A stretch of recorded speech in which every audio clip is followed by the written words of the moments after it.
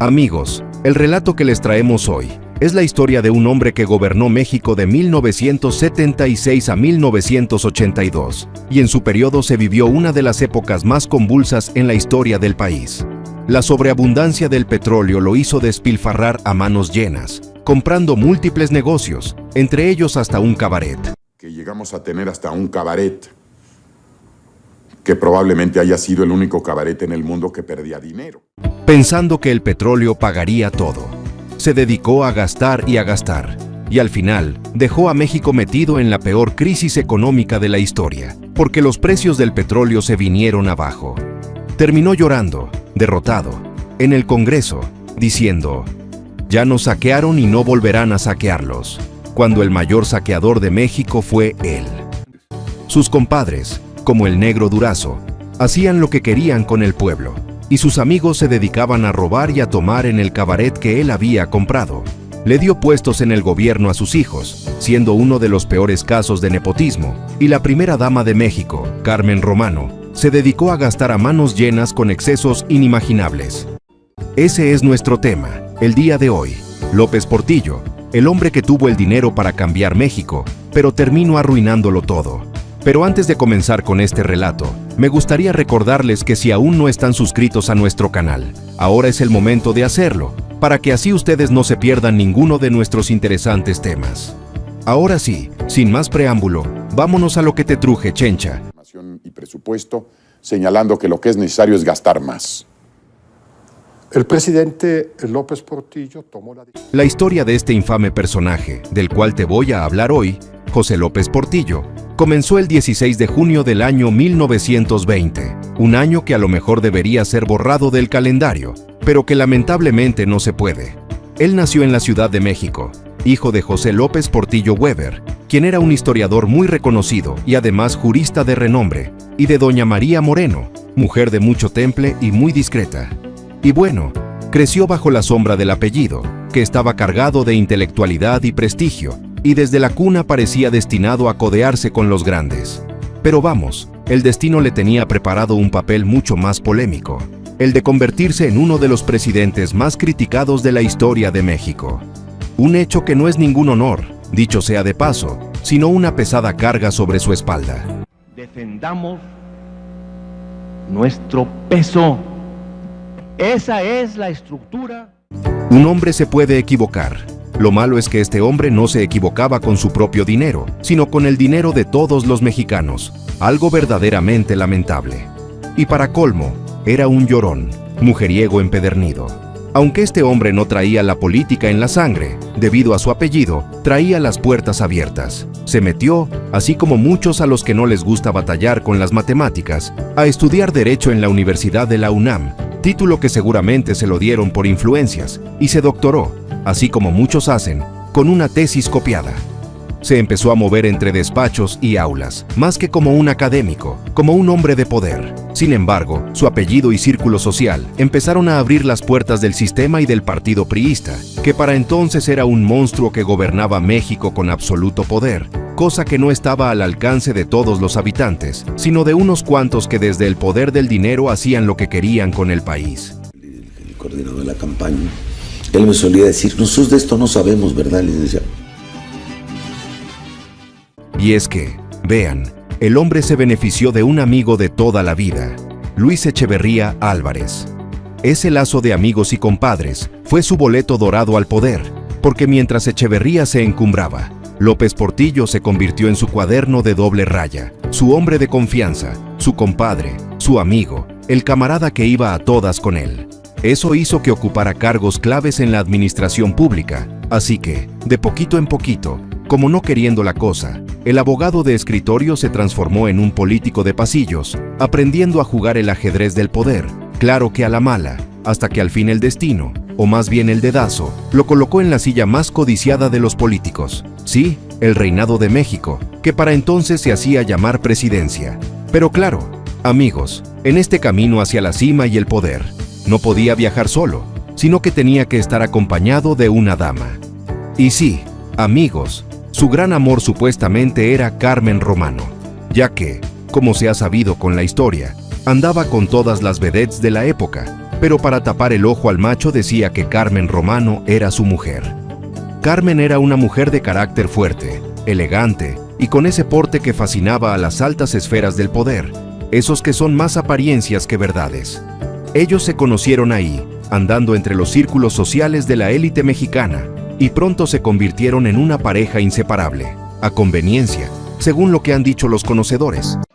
Porque eso sí, Carmen no solamente era su esposa, sino que era la sombra que caminaba a su lado en las recepciones, en los cócteles, en los convivios y en los viajes diplomáticos, haciéndose de la vista gorda de todo lo que hacía su marido, claro, sacando ella también su tajada en cada paso que avanzaban en esta carrera política. El día que López Portillo juró como presidente, ella se convirtió automáticamente en la anfitriona del poder, rodeada de lujos, sirvientes, trajes finos, pianos de cola, manjares y, por supuesto, ese halo de persona intocable que le hacía sentirse la mujer más poderosa de México. Pero lo más intrigante de esta pareja sólida y ejemplar, en teoría, era lo que se escondía detrás, que era algo sumamente tenebroso, porque también se ocultaban grietas, caprichos y excesos que, con el tiempo, se convertirían en chismes de Estado. Una relación que comenzó como romance y terminaría siendo de verdadera conveniencia, retratando un sexenio marcado por la abundancia, el despilfarro, el descontrol y el descaro total. Doña Carmen Romano creó la Orquesta Filarmónica de la Ciudad de México y, acompañada de su piano y su orquesta, recorrió muchos países.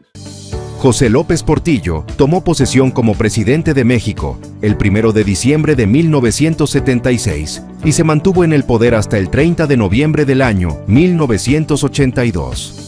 Esos años pasaron a la historia no por la grandeza, sino por un desastre que dejaron tras de sí, que ni un huracán superpoderoso, categoría 5, hubiese podido provocar. Vamos, que si hubiera competencia de quién lo podía hacer peor, este lo hubiese ganado.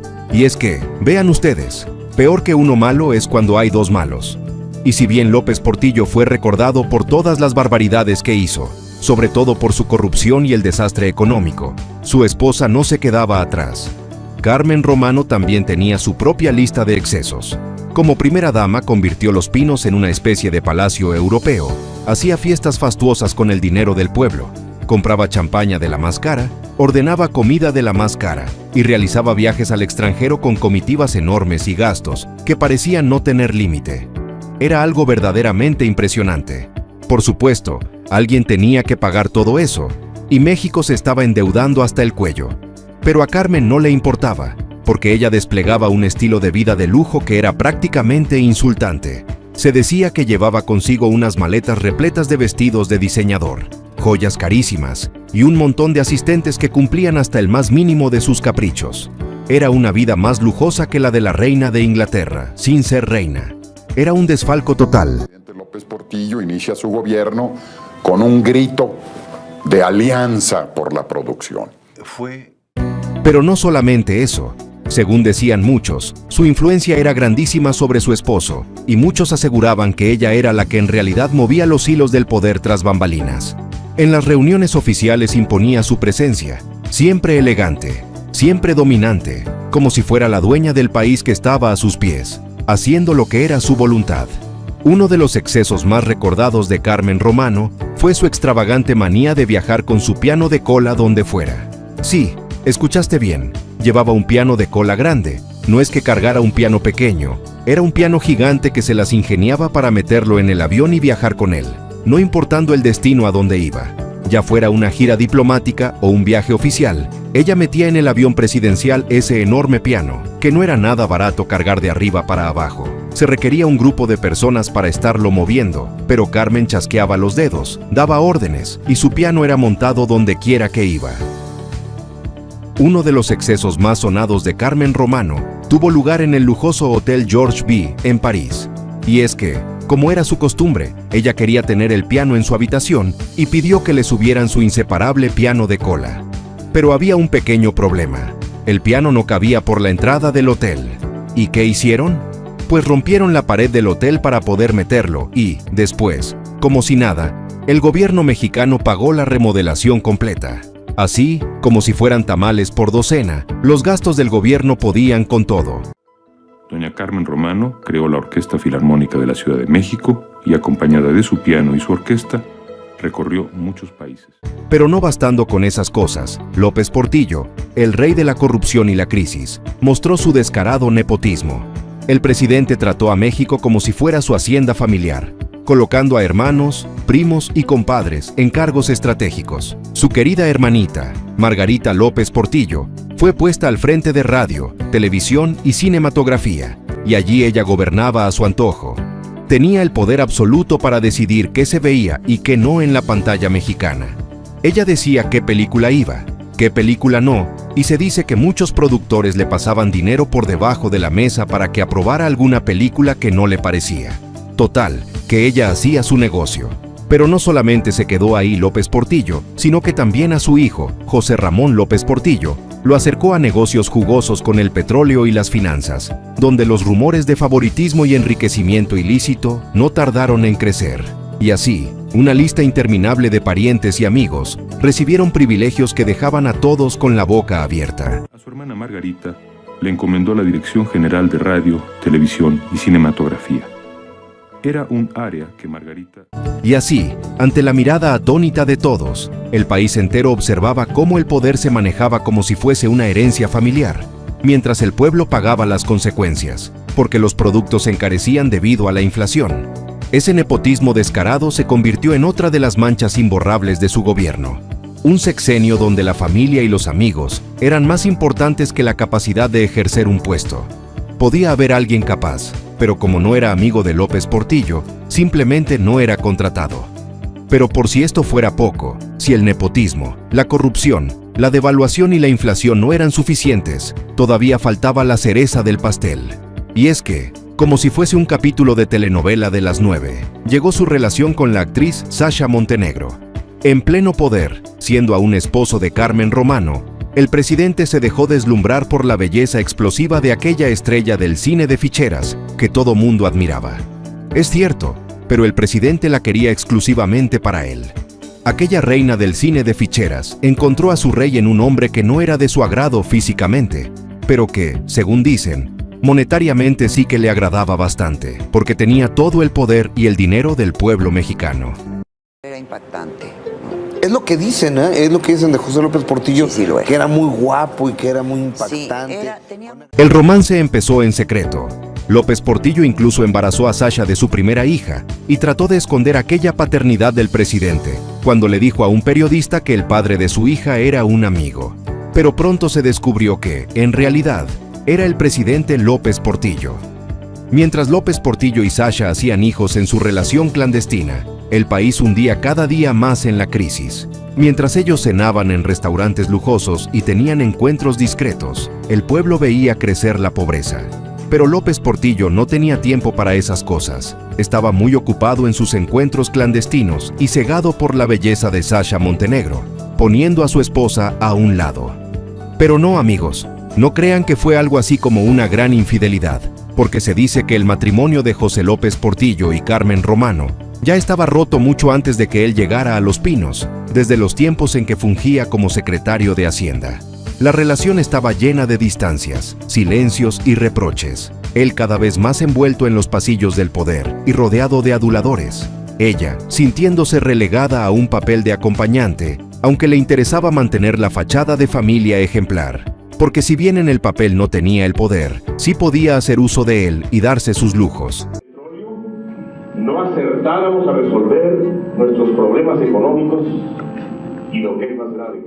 En 1975 estuvieron a punto de separarse, pero cuando dijeron que López Portillo era el candidato presidencial del PRI, decidieron mantener la fachada de unidad como si nada pasara, a pesar de que la pareja tenía desavenencias irreconciliables y cada quien dormía por su lado.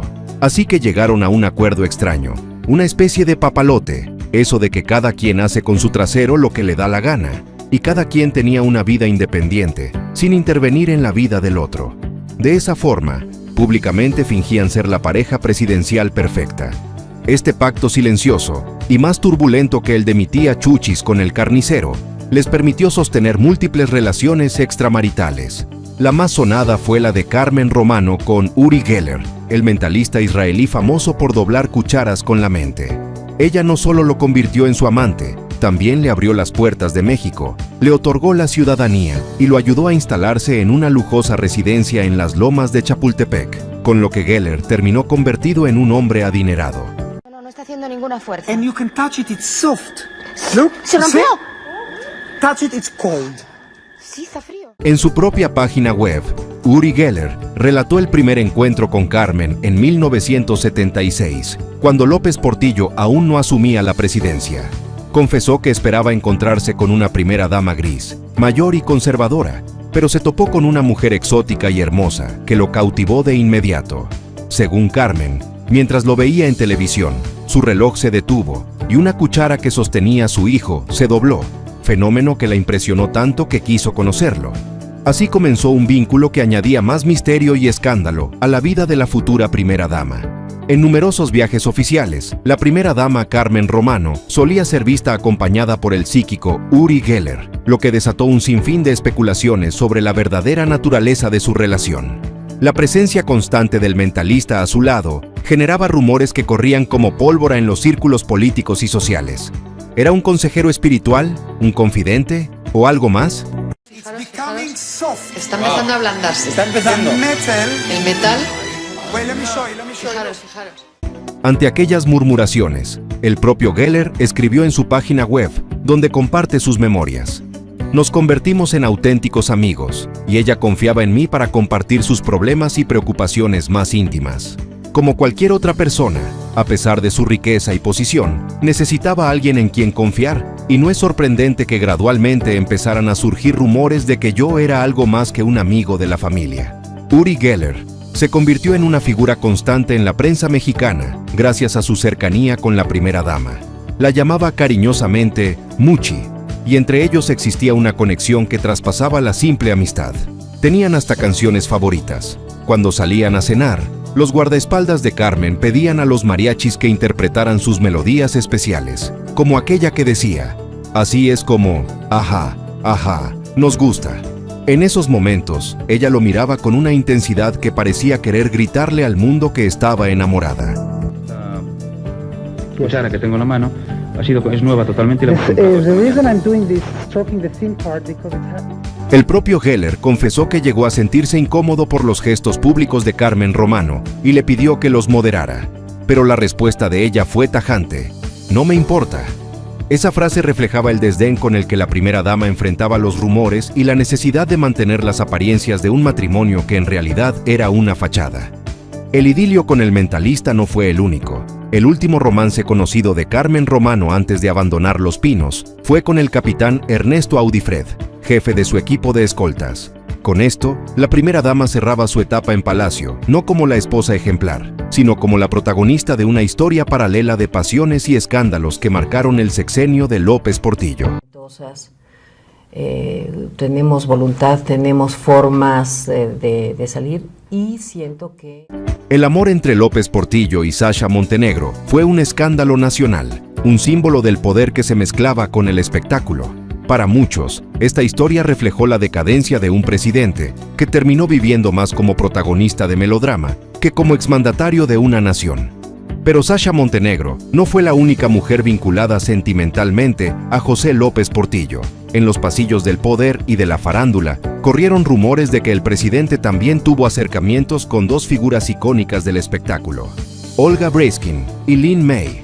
Olga Briskin, la vedette más famosa de México, con su violín en mano y curvas que hipnotizaban multitudes, fue señalada como una de las consentidas del mandatario. Se decía que gozaba de favores y atenciones especiales, algo que alimentó las sospechas de un romance secreto. Por otro lado, Lin May, la exuberante vedette de origen guerrerense, también fue mencionada en esos rumores. Su estilo atrevido y su cercanía con las altas esferas del poder hicieron que su nombre apareciera junto al de López Portillo en más de una ocasión. Eso fue mucho. ¿Y saliste después. con López Portillo o no saliste con él? Pues sí, pero su mujer me pegó en los estudios Churubusco. Me aventó, yo no sé. ¿Carmen Romano López Portillo? Sí, ella fue la que me aventó. Si algo terminó de manchar el sexenio de José López Portillo, fue su estrecha relación con Arturo "el Negro" Durazo, el temido jefe de la policía capitalina.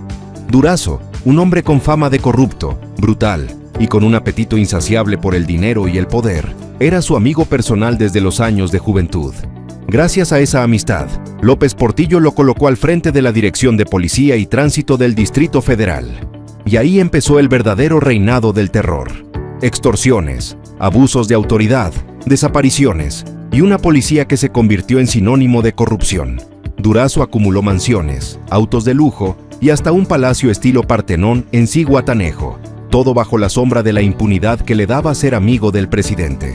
El pueblo veía cómo el jefe policíaco vivía como rey, mientras la seguridad de la capital se hundía en el miedo. La relación López Portillo-Durazo quedó como ejemplo de cómo la amistad personal pesó más que la justicia.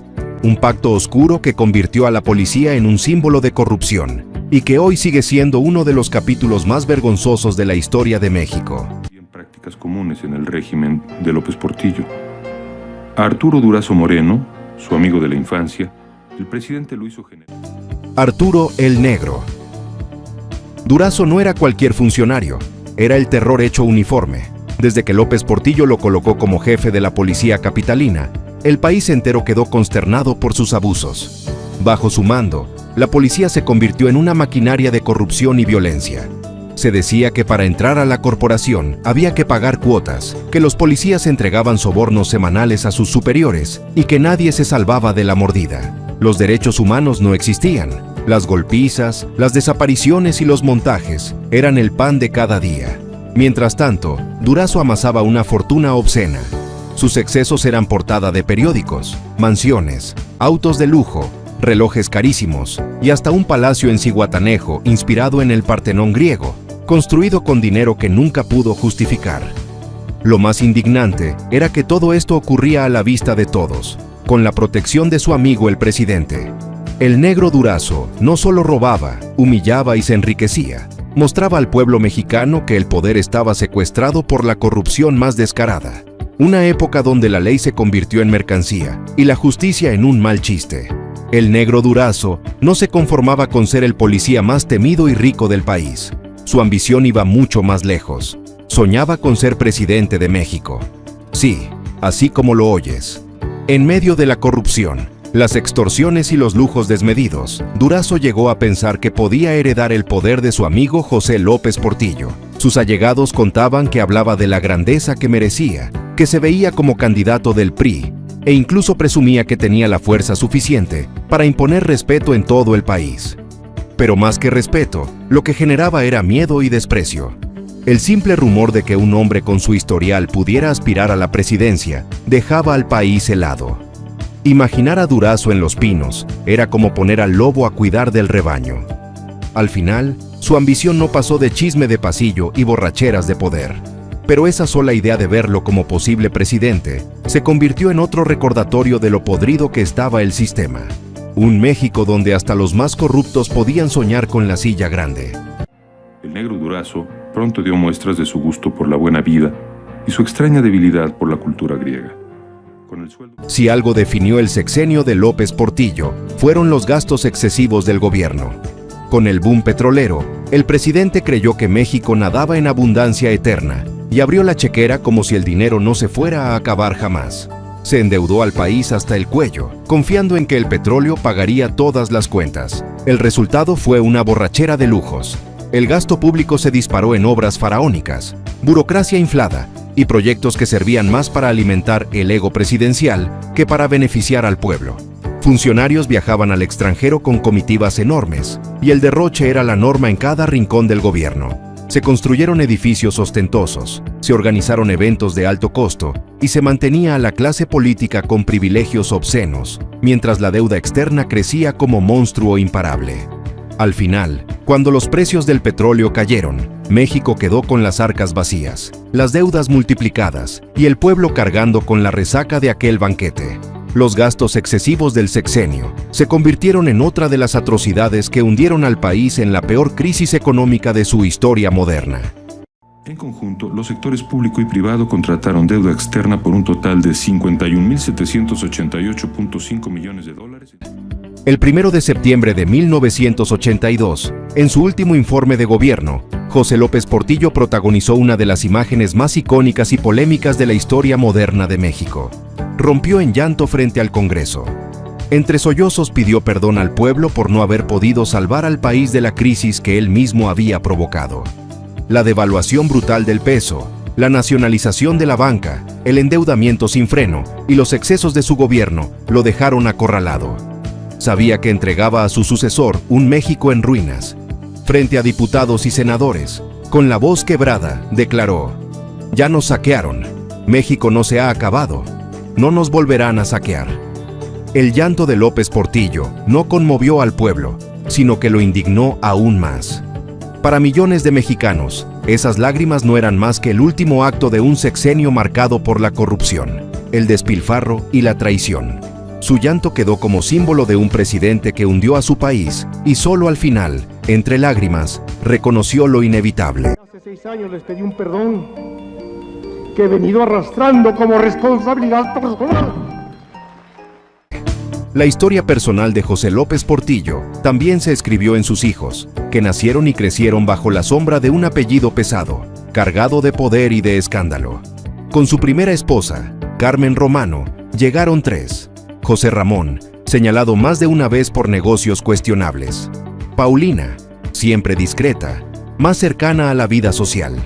Y Carmen Beatriz, quien prefirió refugiarse en el mundo académico y cultural, tratando de escapar del ruido que rodeaba a su padre. Pero la novela no terminaba ahí. Años después, con la actriz Sasha Montenegro, el expresidente volvió a ser padre. De ese romance nacieron Alexander y Navila, los pequeños que crecieron mientras su padre ya no era el poderoso mandatario, sino el hombre caído en desgracia, envuelto en pleitos familiares y con la opinión pública en su contra. En total fueron 5 hijos que heredaron no solo su sangre, sino también un apellido que para muchos mexicanos simbolizaba corrupción, excesos y un país hundido en crisis. Una herencia difícil de cargar, marcada por la sombra de un hombre que lloró al final de su sexenio, pero que nunca pudo borrar las huellas de sus atrocidades. Regresamos con las noticias a Guaymas, Sonora, donde fue detenido el hijo del expresidente José López Portillo.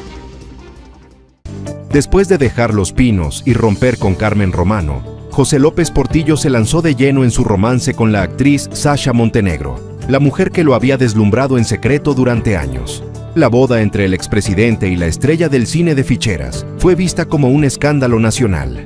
Él, el exmandatario que hundió al país en la crisis, y ella, la actriz más sensual de su época, convertida ahora en primera dama tardía. Pero lejos de vivir un cuento de hadas, Sasha cargaba con un peso enorme, el de ser señalada por la sociedad como la otra.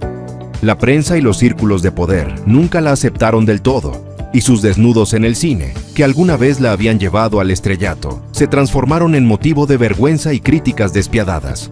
El estigma fue tan fuerte que incluso llegó a demandar a una periodista que la llamó encueratriz venida a menos. Aquello la hirió profundamente, porque por más joyas, lujos o el título de esposa de un expresidente, no podía borrar el pasado que la perseguía. Lo más irónico de la relación entre José López Portillo y Sasha Montenegro es que ella misma lo definía como un señorón de mucha prestancia, un hombre con poder y presencia, pero justo el tipo que decía no gustarle, gordito, calvo y chaparrito, la viva imagen del burócrata que siempre había despreciado. Y sin embargo, terminó casada con él, el expresidente que había hundido al país en la crisis. Se ha especulado cosas por ahí que no son ciertas. Yo nada más me he casado una vez. Esos chismes encendieron aún más el morbo alrededor de su relación con López Portillo. Cansada de ser señalada y para evitar que siguieran creciendo los rumores, Sasha tomó una decisión radical. Se retiró del cine, dejando atrás la pantalla y los papeles que la habían convertido en símbolo de sensualidad. Prefirió el silencio de su vida privada a seguir alimentando la polémica. Años después, cuando Carmen Romano, la primera esposa de López Portillo, falleció, Sasha y el expresidente se casaron por la iglesia. Aquella ceremonia fue vista como la consumación de un amor rodeado de escándalo, críticas y contradicciones, el capítulo final de una historia que parecía sacada de una telenovela. La vedette que terminó en el altar con el burócrata que alguna vez gobernó México. ¿Te embarazaste por accidente? ¿Analizaron el tenerlo o no tenerlo? ¿Lo hablaron? Yo Cabe aclarar que el final de la relación de López Portillo y Sancho Montenegro tuvo bastante escándalo, pero divorcio no se iba a dar debido a que el presidente falleció antes de que se concretara el divorcio. Y bien amigos, hasta aquí los dejamos con este video de hoy. Esperamos que haya sido su agrado y servido les gustó. No olvides suscribirse a otro canal y activar la campanita porque eso nos ayuda a seguir subiendo más y mejor contenido.